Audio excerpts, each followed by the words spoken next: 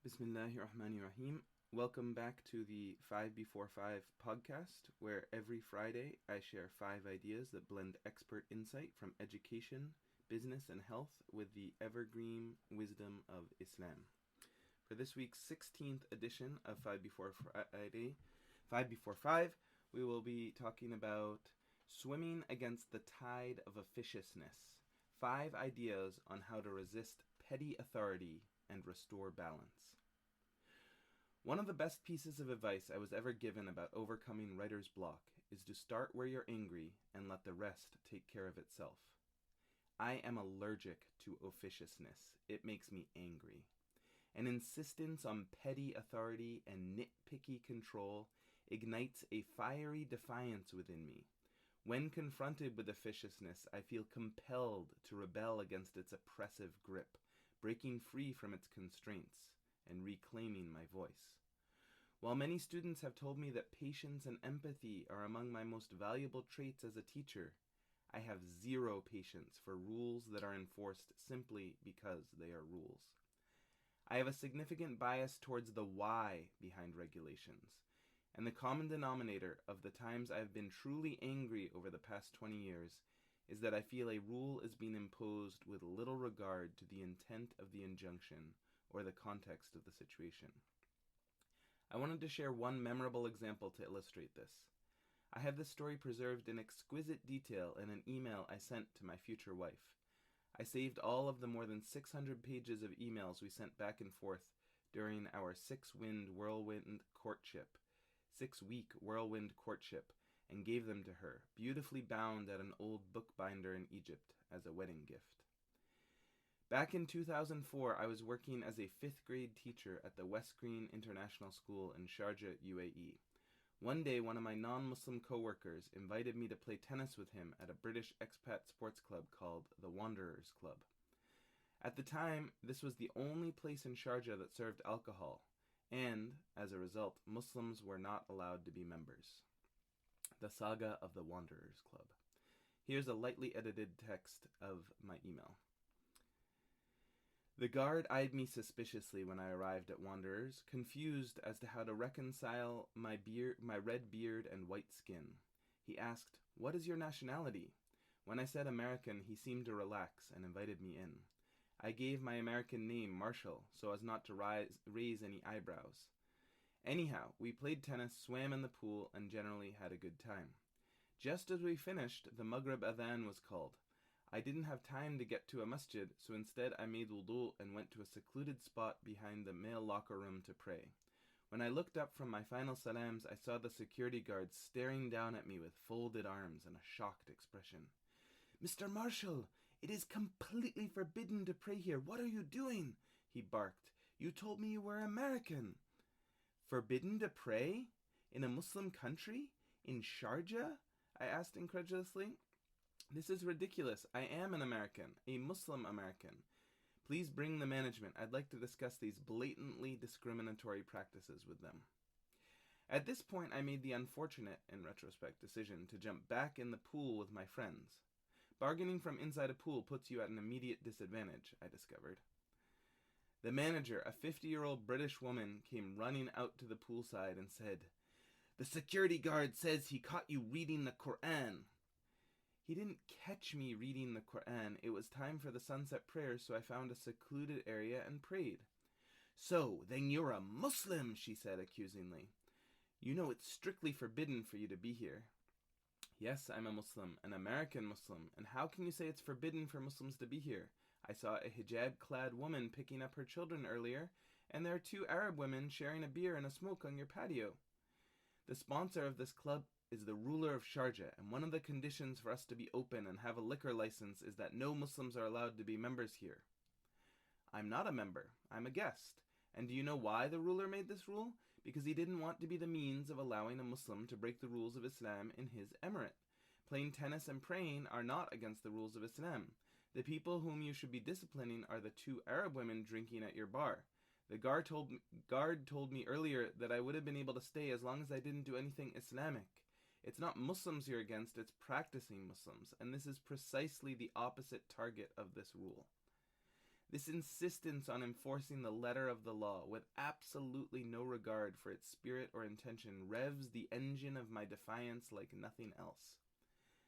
There was the time I nearly came to blows with the Egyptian airport official who prevented me from accompanying my wife to the security line because of official policy. There was the time I nearly lost my job as director of the Fay Summer School because I refused to quarantine a petrified 8-year-old who had just arrived in the country in an off-campus hotel because their immunization records were incomplete.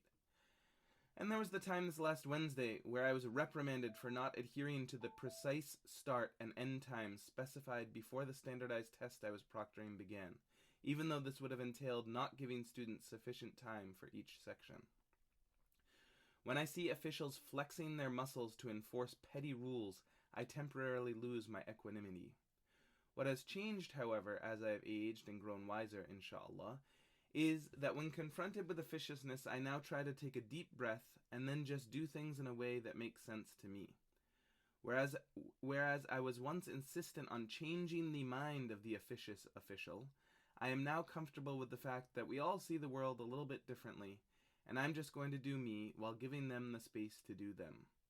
This more laissez-faire attitude has helped lower my blood pressure and allowed me to find greater balance and peace.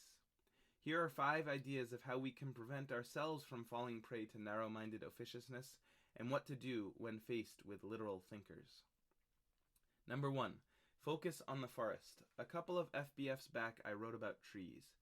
To continue with this metaphor, one of the best ways to prevent ourselves from getting tripped up by narrow, letter-of-the-law readings of situations is to always step back and try to see the tree you are dealing with in that moment in the context of the overall forest. The director of the Wanderers Club in the example above was following a tree mandate, no Muslims allowed, without considering the forest reason. The conservative government of Sharjah does not want to condone immorality. My tennis playing and swimming self was collateral damage in this arboreal mismatch. By the same token, however, raging against officiousness in all of its forms sometimes blinds me to the forest of the situation, causing me to make a proverbial mountain out of a molehill. Number 2, explore Maqasid al-Sharia. Abu Ishaq al-Shatibi was an eminent Muslim legal theorist of the 14th century. His ideas are foundational for the Islamic discipline of Usul al-Fiqh, the principles of jurisprudence. Born and raised in Granada, Shatibi grew up in a society in the midst of a war. Born and raised in Granada, Shatibi grew up in a society in the midst of a major transition as Muslim Spain rubbed up against a Europe emerging from the Dark Ages. Against this backdrop of a society in flux, Shatibi believed that the fiqh of his time was not always sufficiently responsive to the social changes. His solution to these thorny matters was to advocate for a legal philosophy that focused on the maqasid, or ultimate goals, of the Sharia, or divine law. Preventing harm, which is defined as the protection of religion, life, family, property, and intellect, was the prism through which legal rulings should be understood. Ultimately, he made a crucial distinction between ibadat, acts of worship, in which the letter of the law should be adhered to, and adat, worldly practices and social interaction, in which the attainment of human interest, maslaha, should be the determining factor. In essence, he advocated that the spirit or intention of the divine law should be used when faced with novel worldly situations. The younger version of Hamza was, not surprisingly, hung up on many relatively minor matters. Does my toothpaste contain traces of alcohol? Whereas the older Hamza seeks to understand the intentions behind the divine law, using Shatibi as a jumping-off point. When the pre-published schedule for the administration of a standardized test does not directly align with the lived reality of administering said exam, we should look at the maqasid, intentions behind the scheduled, and be comfortable with making slight deviations for the maslaha, or benefit, of the children in our charge. Note, for this section I've drawn heavily on the Harvard senior thesis that one of my close friends and mentors, Amr Rahman, in which he compares Shatibi's Maqasid al-Sharia and John Stuart Mill's harm principle. If comparing Western and Eastern legal theories is the sort of thing that revs your engine, I highly recommend that you check it out here. Number 3, don't fall prey to an inferiority complex. One of the unfortunate legacies of colonialism is that many Muslim-majority nations suffer from a serious inferiority complex when it comes to their relationship with the West. When I worked in the Emirates, there was a pernicious caste system which placed the white European at the top of the food chain, followed by a Gulf Arab, an Arab from outside the Gulf, a Muslim from the subcontinent, and finally a non-Muslim from a third world country. When I would introduce myself as Mahbub, a name popular in India and Pakistan, or I would dress in traditional Muslim robes, I would see my status as an American-born, Harvard-educated white man named John deflate in real time. This is such a sad state of affairs. One of the primary ways that many Eastern Muslims put the West on a pedestal is by praising the systematic way in which things are done over here. Compare the coherence and efficiency of Western highways and intersections to the general chaos of traffic in Cairo, and you might be inclined to agree that they are onto something. But the response from many Muslims, particularly those who grew up under authoritarian rule, is to overemphasize the system, or nizam, without regard for the context. They miss out on the crucial nuance of Western systems that carve out exceptions to every rule. Startups are famously nimble because they lack the red tape and administrative bloat that characterize larger institutions. Yet sometimes my small school seems intent on adding in red tape simply because that is how the public schools do it. For example, despite there being no state mandate for the number of school days at a private school, we spend many torturous hours fretting over the school calendar to figure out how we can fit in 185 school days, 5 extra in case of snow days. In my opinion, we should have the courage to design a calendar that diverges from that of an American public school and better aligns with the unique nature of our population, who might, for example, appreciate a 2-week Eid break during which students could visit their extended family back home. This insistence on aligning our policies with those of Western schools robs us of our competitive advantage as a small privately funded school and is a symptom of our inferiority complex. Number 4. It's often better to seek forgiveness than ask for permission. This is a big one. My students are constantly asking me questions like, can I use my phone during lunch to text my mother? Can I use ChatGPT to give me ideas for my humanities fair? Do you give me permission to wear a hoodie for tomorrow's skit? In essence, they are looking for me to give them sanction to break school rules. My invariable response is that it is usually better to seek forgiveness than permission. This was one of the lessons that one of my first bosses impressed upon me when, as a young teacher, I was always worried about running afoul of the administration. Sometimes taking a calculated risk or stepping outside of established boundaries may lead to valuable learning experiences or personal growth. These decisions require us to be proactive, take initiative, and explore new ideas. But we often have to complete them without constantly seeking approval or waiting for explicit permission.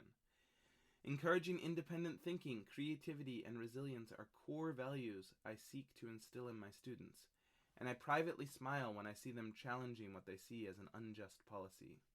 The caveat, of course, is that you must be prepared to deal with the fallout and consequences of your actions.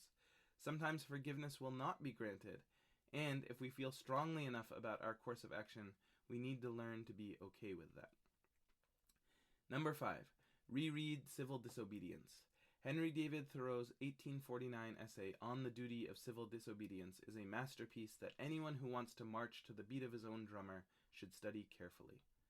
The essay presents a powerful argument for the obligation to resist unjust laws and government actions. It builds upon the famous motto, that government is best which governs least, to assert that individuals have a moral duty to engage in civil disobedience when necessary, stating, it is not desirable to cultivate a respect for the law so much as for the right. He highlights the importance of personal conviction over blind obedience and calls for individuals to prioritize their moral conscience and challenge oppressive systems through nonviolent resistance. I read his essay when I was first in high school and have subsequently taught it several times to my students. In retrospect, I see how influential Thoreau's arguments were in helping me form my worldview and develop my allergy to officiousness and blind obedience. Ah, that feels better now. All of my anger and frustration has seeped into this very long edition of another FBF newsletter. May Allah give us all tawfiq to find our way through this confusing world in a way that pleases Him. Ameen. If you have read all the way through to the end or listened, please leave a comment to let me know what you think. I'll do my best to respond to everyone. Wassalamu alaikum wa rahmatullahi wa barakatuh.